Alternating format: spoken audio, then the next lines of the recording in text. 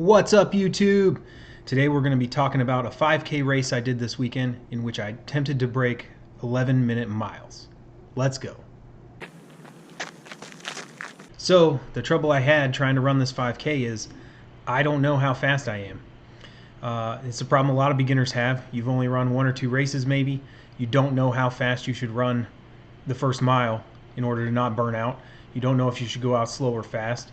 You're just running and hoping. So I used some online calculators to try and calculate my final pace of what I was going to target to break 11-minute miles. All right, the first calculator I used it wrong. So you can put in a race time in some online calculators and it'll give you your estimated pace for easy runs, tempo runs, speed work. I didn't really need that. I needed to know how fast I could run based on my easy run speed. Now that's a stupid idea, so a calculator doesn't exist. So I had to just guess and check in this calculator. So what I came up with using this dumb idea is I estimated I'm running about 13-minute miles in my training. That's my easy pace. I hit it easily. I'm not out of breath. I did my 5-mile long run at that pace. That didn't wreck me, so I figured that's a solid easy pace I should measure from. Put it in the calculator. It says I can run a 5K in 32 minutes and 30 seconds. That is faster than 11-minute pace. The reason I thought 11-minute pace was a good idea is because the turkey trot I ran in the fall, I ran at about 12-minute pace, 12.5-minute pace. I know I've been training since then, so I thought 11-minute pace might be attainable. I certainly know I can do it in 12-minute pace since that's very close to my easy run speed. And so I used this calculator, 3230. I said, let's try that. And when you calculate that out, that comes out to 10.5 minutes per mile. So I said, okay, I'll go out in my first mile. I'll try and hit 10.5 minutes and then we'll see what happens. Maybe I'll speed up, maybe I'll slow down. Of course, then reality hit and that's not what happened at all. All right, good morning guys. I am here for my first ever park run 5K. I've definitely run 5Ks before. I ran a turkey trot in the fall, but before that it's been a really long time, definitely years. Maybe 10 years, I don't know. I'm nervous, never done a park run before, have my barcode. They say that's all you need. Hopefully that's true. It's supposed to be a very flat course, so I'm hoping I can get a good time. The problem with that is I don't really know how fast I can run. I tried to use some pacing calculators, looking at my easy pace, and that can predict your 5K. It's probably not a very good estimate. But it is an estimate. So I'm going to go out in about a 10:30 pace, though running mostly by feel rather than by what my watch says. We'll see what it is at a mile, and then I'll try to adjust. This is the strategy I heard on a strength running podcast called Jesus Take the Wheel. You go out fast and you hope. We'll see what happens. All right, hopefully I can get my final race splits on screen for you.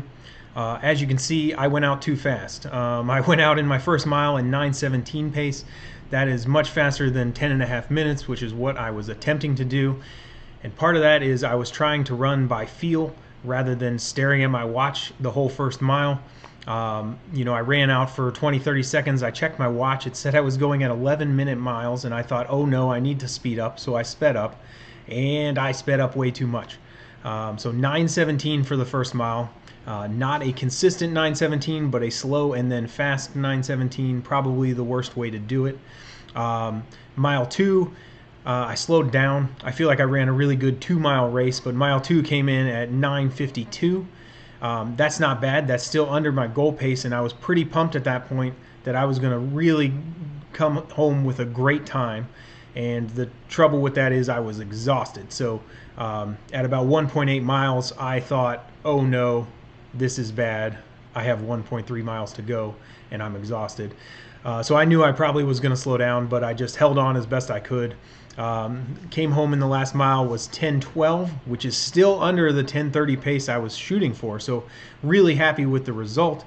It was super painful. I think I surprised some people by passing. There were some walkers on the course and I ran by them breathing about as heavily as you could. Probably looked like I was going to pass out. And anyway, 10:12 the last mile. And then once I made the final turn towards the finish line, I was able to speed up just a little bit, knowing that I was almost over, and did that part in 9:13. So that was great. I was really happy with my finishing time. It was 30 minutes and 36 seconds total. That was the official clock time. My watch was a few seconds faster, but we'll take the clock time since that's official. Really, really happy with the result. So, really happy with the result, but what is next? Running is nothing if not a moving of the goalposts constantly. So of course I'm 36 seconds off of breaking 30 minutes. That is fresh on my mind, and I really want to break 30 minutes in the 5K. I don't want to just go out and race every day though, because my half marathon training starts this week. 12 weeks from now I'm running the New River Half Marathon in Boone, North Carolina. Definitely need to train for that. My longest run so far is 5 miles, so I'm going to do the Hal Higdon Novice 2 plan, which takes you up to a 12-mile long run the week before the half marathon. But there is an opportunity in there in, I don't remember, 4 or 5 weeks, you get to run another 5K race, and then there's a 10K race in there as well. So in that 5K race, I am certainly going to try and pace myself a little more evenly and try and break 30 minutes. I think with proper pacing, 4 more weeks of training, I think I can break 30 minutes. It might have been possible on Saturday if I had paced myself a little more appropriately, but that first mile really wrecked me. But as I said, it worked out great, so I'm really happy with the time. And I guess that's it. I'll see you next week. Oh yeah, and what I was supposed to say was you're supposed to like and subscribe this video. It means the world to me. If you like and subscribe a person with 100,000 followers, they don't even notice. I notice because I don't get any likes or follows. I'm a new channel, and that's okay, but I celebrate everyone individually, so please go ahead, like, subscribe, comment. Anything you do would make my day. Thanks.